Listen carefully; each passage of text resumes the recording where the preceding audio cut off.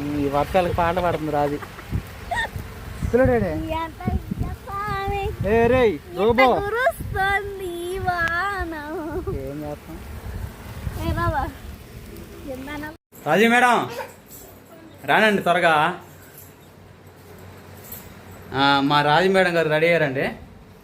ఈరోజు లలితా జ్యువెలరీకి వెళ్తున్నాము. మరి ఏమి తీసుకోపోతున్నాం ఏందని చెప్పేసి రాత్రే ప్రిపేర్ అయ్యి మాట్లాడుకున్నాం రాజు నేనైతే.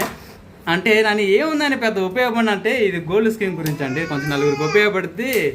అంటే ఈ మిడిల్ క్లాసుల్లో గోల్డ్ కొనాలంటే చాలా కష్టం అవుతుంది కదా, మరి ఎలా కొనగలుగుతున్నాము ఏందని చెప్పేసి కొంతమందికి కొంచెం ఇన్ఫర్మేషన్గా ఉంటుంది. సరే చూస్తానండి. మరి అలాప్పుడు మేము నర్సరాపేటకు బయలుదేరుతూ ఉంటాం. ఓకేనండి. ఇంకా నర్సరాపేట బయలుదేరే ముందు ఇటు గుంటుపాలెం వచ్చాము చిన్న పని మీద. మా నాన్నమ్మని పలకరించి అలానే మా తమ్ముడు కూడా నర్సరాపేట వస్తున్నాడు. కానీ ఇప్పుడేమో మళ్ళీ నేను రాలేనని అంటున్నాడు.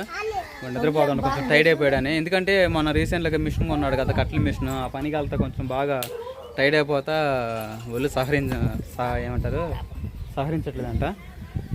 ఉద్దేశాన్ని నిద్రపోతుంటే సరే నువ్వు పోయిరా అన్న అని చెప్పాడు. అంటే వేరే పని మీద గోల్డ్ విషయంలో. మా తమ్ముడు కూడా ఉన్నాడు ఆ విషయంలో. వాడు కూడా రావాలనుకున్నా కానీ కొనుక్కున్నాడు. సరే చేసేది ఏముంది, మేము బయలుదేరుతాం. మరి పిల్లల్ని జాగ్రత్త చూసుకుంటాం. సాయంత్రం వచ్చేటప్పుడు థమ్స్అప్ పోసి పేడ చెప్తాలి. మరి పట్టారేస్తున్నాను,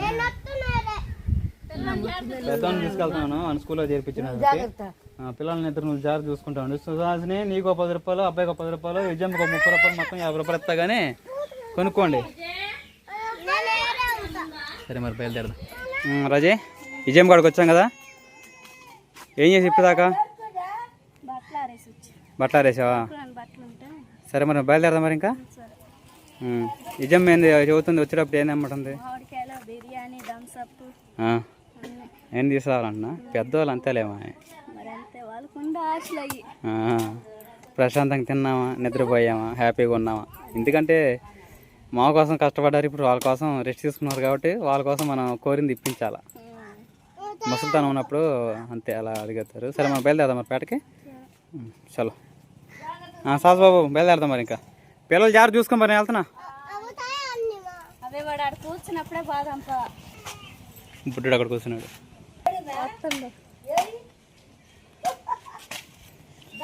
నిత్యము కదలని కొండపై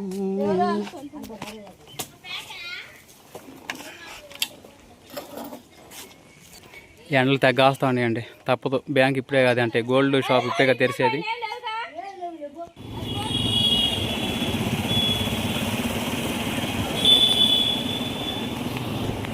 సరేనండి, నర్సరావుపేట అయితే వచ్చేసాము. జ్యువెలరీ షాప్ దగ్గరికి వెళ్తున్నాం. లలితా జ్యువెలరీ కనబడేది గడియార స్తంభం. గడియార స్తంభం నుంచి మనం లెఫ్ట్ సైడ్ వెళ్ళాలి లలితా జ్యువెలరీకి.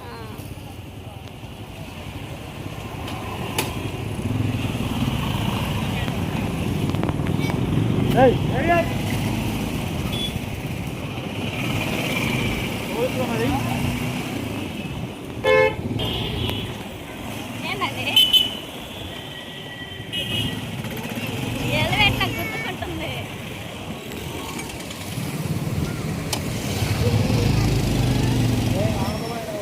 మనసుగా పెట్టుకో.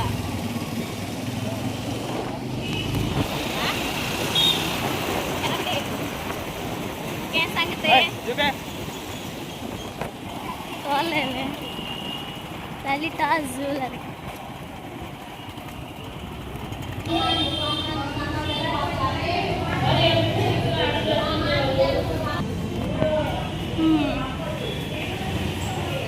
వాడి నెలకి.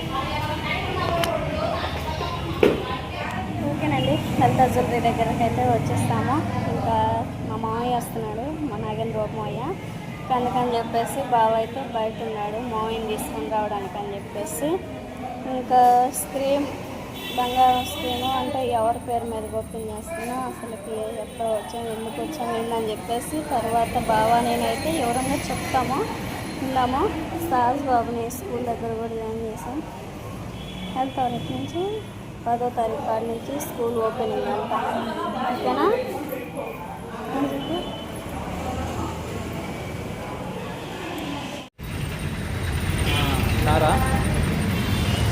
మా బాబాయ్ కార్ వేసుకొని వచ్చాడు. త్వరగా అంటే మా నాన్న సర్దుకుడు మాట, ఆయనకి ఈరోజు బంగారం తీసుకోకపోతుంది. కారు అక్కడ పార్కింగ్ చేసి వస్తున్నాడు, త్వరగా వెళ్ళి తీసుకుందాం సెలక్షన్ చేసి. మా బాబాయ్ని మీకు ఎప్పుడు పరిచయం చేయలేదు కదా. మా బాబాయ్ ఊరు వచ్చేసి బ్రాహ్మణపల్లి అండి. అంటే మా నాన్న సర్దుకోడు, చాలా ఫ్రెండ్లీగా ఉంటాడు మాతో. తర్వాత వచ్చేసి మనం స్కీమ్ తీసుకున్నాం కదండి 2 months బ్యాక్. ఇంకా గోల్డ్ తీసుకున్నాం కదా, రాజుకి బొట్టలు అలాగే మాటిలు, తర్వాత వచ్చేసి ఏమో కడేం కూడా తీసుకున్నాం కదా. అదే మాదిరిగా ఇంకా నాని నువ్వు ఇలా స్కీమ్స్ తీసుకున్నావు కదా, నేను వీడియో చూశాను. మరి లలితా జ్యువెలరీలో అసలు ఎలా తీసుకున్నావు, ఏంది ఆ స్కీమ్ గురించి ఏందని ప్రతిదీ డీటెయిల్గా అనుకొని బాబాయ్ ఇలా తీసుకుని చెప్పేసి చెప్పాను. తర్వాత సరేనని నేను కూడా స్కీమ్ ఓపెన్ చేస్తాను, నేను కూడా మంత్లీ ఇలాగ పే చేస్తాను, కడతాను, నా పేరు మీద ఇప్పించమంటే ఇంకా కొంచెం నాకు కొంత ఒక ఐడియా ఉంది కదా, అందుకని చెప్పేసి నేను ఇంకా రాజీ అలానే మా బాబాయ్ అలానే సుహాసు అంటే సాస్ బాబు ఇంకా బైక్ మీద మేము వచ్చాము. తర్వాత మా బాబాయ్ ఏమో కార్ వేసుకుని వచ్చాడు. తర్వాత ఇంకా మా బాబాయ్ మళ్ళీ గోల్డ్ కస్టమర్స్ ఉంటారు కదా, వాళ్ళ దగ్గర గోల్డ్ చూస్తా స్కీమ్ గురించి కొంచెం తెలుసుకుంటా ఉన్నాడు. తర్వాత వచ్చేసి ఇంక రాజకుమారికి రాజీ బ్యాంగిల్స్ కావాలంటున్నావు కదా, బ్యాంగిల్స్ చూసుకోసారి అని చెప్పేసి రాజీని అడుగుతూ ఉంటే తర్వాత రాజీ వాళ్ళ అక్కయ్య ఫోన్ చేసింది. అదేనండి మా స్టడ్ కూడా బాగుండట్లేదని చెప్పాం కదా, ఇంకా దాని గురించి మాట్లాడతా రేపు వస్తామని చెప్పేసి వాళ్ళ అక్కయ్య అంటా ఉంది. ఇంకా మేము కూడా ఒకరోజు వెళ్ళి రావాలి అన్నయ్య కాడికి ఇంటికి వస్తే. తర్వాత వచ్చేసి ఇంకా గోల్డ్లో చాలా ఉండే అన్ని రకాలు, రాజకుమారికి గాజులు తీసుకున్నాం అని చెప్పేసి ఒక స్కీమ్ ఓపెన్ చేద్దాం రాజు అని చెప్పాను. సరే బావా స్కీమ్ ఓపెన్ చేద్దాంలే ఈసారి కొంచెం డబ్బులు ఉన్నప్పుడు, ఎందుకంటే నువ్వు వినకుండా కొత్త పని ఒప్పుకుంటున్నావు కదా, ఆ పని మీద వచ్చిన డబ్బులతో ఏదో తీసుకుందాం అని చెప్పేసి చెప్తా ఉంది. తర్వాత వచ్చేసి సరే రాజే బాబాయ్ స్కీమ్ అయితే ఓపెన్ చేసుకున్నాడు. దగ్గరగా ఒక 2 సెవరీలకు సంబంధించి స్కీమ్ ఓపెన్ చేసుకుంటే దానికి ఇలాగా నెల మంత్లీ వచ్చేసేమో ఎంత కట్టాలి, దగ్గర గ్రామ్ వచ్చేసి 14,300 ఉంది మేము పోయినప్పుడు. దానికి తగ్గట్టుగా 16 గ్రాములు ఎంత వేసుకుంటే క్యాలిక్యులేషన్ వచ్చిందో కామెంట్ సెక్షన్ చెప్పండి. అంత గోల్డ్ స్కీమ్ అయితే అంటే ఒక 30,000 పైన అయితే స్కీమ్ అయితే ఓపెన్ చేసుకొని 11 నెలలు అయితే అంటే మనం కొన్న రేటుకే కావాలనుకుంటేనేమో బంగారంకి ఆ డబ్బులు మొత్తం అదే రోజు కడితే మళ్ళీ మన 11 నెలల తర్వాత అదే రేటుకి ఇస్తారు. కానీ మన మంత్లీ స్కీమ్ కాబట్టి ఏ రోజు బంగారం ఆ రోజు ఏ డేట్ని కొంటామో ఆ రోజు డేట్న ఎంత బంగారం రేట్ ఉంటే అది మన అకౌంట్లో జమ అయ్యిద్ది అన్నమాట. అంటే నెలలోనే అది కట్టేయాలి. తర్వాత వచ్చేసి ఇంకా స్కీమే తీసేసుకున్నాము, మా బాబాయ్ పేరు మీద స్కీమ్ ఓపెన్ చేసేసుకొని ఇంకా బయలుదేరుతున్నాం. సరే బాబాయ్ నువ్వు భోజనం చేస్తామంటే అదేం లేదని వచ్చేటప్పుడు భోజనం చేశాను. నాకు కొంచెం గుంటూరు పోయే పని ఉంది కారులో, నేను వెళ్ళొస్తానులే అని చెప్పేసి చెబితే సరే బాబాయ్ జాగ్రత్తగా వెళ్ళరా మరి నేను కూడా బయలుదేరుతాను చెప్పేసి చెప్పాను అనమాట. ఇదండి ఓవరాల్గా గోల్డ్ స్కీమ్ గురించి. ఇంకా మనం అంటే మేము తీసుకున్నాం కదా గోల్డ్ స్కీము, దాని గురించి మీరు గోల్డ్ ఏమి తీసుకున్నారా ఏంది ప్రతిదీ కొత్త వాళ్ళు చూస్తున్న వాళ్ళు తెలియని వాళ్ళు ఉంటే మన ఛానల్లో గోల్డ్ గురించి మేము స్కీమ్ ఎలా కట్టాము ఏందని ప్రతిదీ అలానే ఏ గోల్డ్ తీసుకున్నాను చెప్పేసి ఒక వీడియో ఉంటుంది. తర్వాత మా బొట్టోడేమో బిర్యానీ కావాలని చెప్పేసి తల్లి కూడా అడుగుతా ఉన్నారు, అందుకని చెప్పేసి బిర్యానీ ఒకటి ఆర్డర్ పెట్టా, వస్తుంది.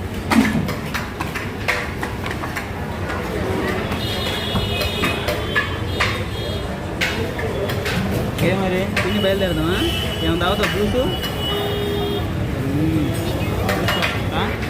ఆ 2 నీకే, నాకొద్దు నేనా.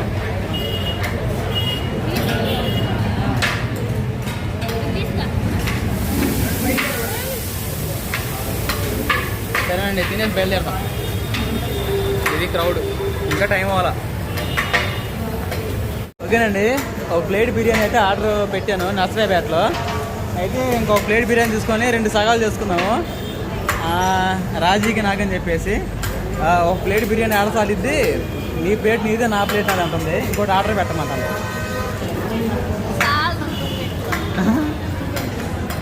సాస్ సరిపోదా మీకు? ఇంకో ప్లేట్ తినాల్సిందే కదండి. గోల్డ్ పని మీద వచ్చి ఇలాగా చికెన్ బిర్యానీ తీసుకొని తిని తర్వాత వచ్చేసి ఇంక ఇంట్లో సరుకులు కూడా లేవు, సరుకులు తీసుకొని పోతాం. తర్వాత పిల్లలు కూడా తిని తీసుకుని వెళ్ళాలి.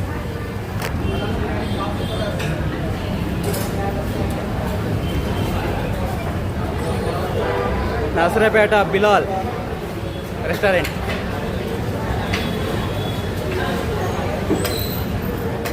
పని అయిపోయింది, బిర్యానీ తిన్నాము, అయిగోండి సరుకులు తీసుకున్నాము, బయలుదేరేమో లేదో ఫుల్ వర్షం అనమాట.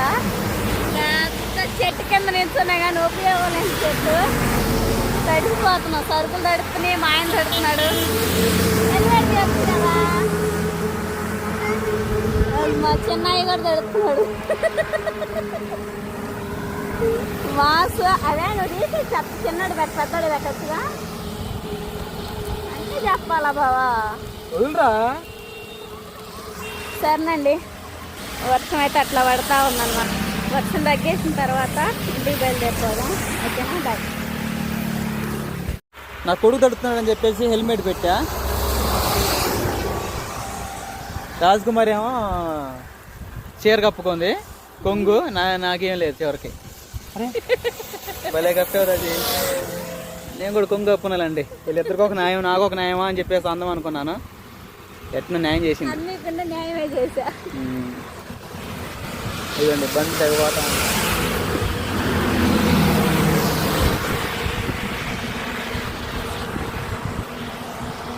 కదండి పరిస్థితి. వర్షం తగ్గినాక బయలుదేరుతాం. ఎందుకంటే సరుకులు ఎక్కువ ఉన్నాయి. ఈ సరుకులకి బండి అని జారిన చేసినా ఎందుకు ఇబ్బంది పడ్డాం. నిదానికి వెళ్తాం.